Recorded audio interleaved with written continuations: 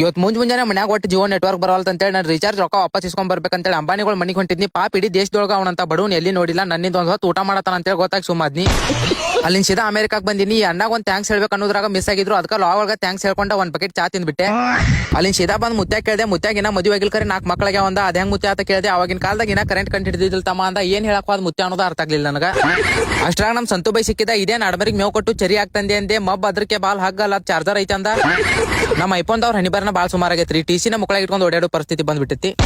ಅಲ್ಲಿಂದ ಸೀದಾ ಬಂದ್ ಆಟೋ ಕೊಂಡು ತಗೊಂಡ್ ಆಟೋನಾಗ ಆಸ್ಟ್ರೇಲಿಯಾ ಹೋಗ್ಬೇಕಂತೇಳಿ ಪ್ಲಾನ್ ಮಾಡಿದ್ವಿ. ಅಣ್ಣ ಮೀಟರ್ ಮ್ಯಾಗ 10 ರೂಪಾಯಿ ಎಕ್ಸ್ಟ್ರಾ ಆಗ್ತೈತಿ ಅಂತ ಅದಕ್ಕೆ ಪ್ಲಾನ್ ಕ್ಯಾನ್ಸಲ್ ಮಾಡ್ಬಿಟ್ವಿ.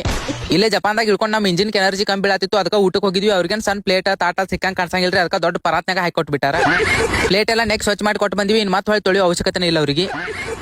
ನಮ್ ದೋಸ್ತಗ್ ನಾ ತಲೆ ಅಳಿಗಾಡ್ಸೋ ಸ್ಟೈಲ್ ಬಾಳ ಇಷ್ಟ ಆತ್ರಿ. ಅದಕ್ಕೆ ನಾ ತಲೆ ಅಳಿಗಾಡ್ಸದಂಗ ಅಳಿಗಾಡ್ಸಕ್ ಟ್ರೈ ಮಾಡತಾನ. ಹೆಂಗ್ ಅಳಿಗಾಡ್ಸಿದ ಅಂತ ಕಾಮೆಂಟ್ ಹೊಡ್ರಿ. ಆಗಲೇ ಊಟ ಮಾಡಿ ನೀರ್ ಕುಡಿದ್ ಮರ್ತಿದ್ನಿ. ಅದಕ್ಕೆ ಸ್ವಲ್ಪ ನೀರ್ ಕುಡಿದ್ ಮನಿಗೆ ಹೋಗಿ ಲಾಗಿನ್ ಕುತ್ಗಿಚ್ಚಿ ಕ್ಯಾಂಡ್ ಮಾಡಿ ಮಕ್ಕೊಂಡ್ ಅಲ್ಲಿಂದ ಮರ್ದಿಸ್ ಮುಂಜಾನೆ ಅದು ಬಿಜಾಪುರಕ್ಕೆ ಬಂದ್ ಎಗ್ರೈಸ್ ಮ್ಯಾಗ ಉಳ್ಳಾಗಡ್ಡಿ ಮಲ್ಗಿಸಿ ಎಗ್ರೈಸ್ ಮತ್ತು ಉಳ್ಳಾಗಡ್ಡಿ ಫಸ್ಟ್ ನೈಟ್ ಮಾಡಿಸ್ಬಿಟ್ವಿ.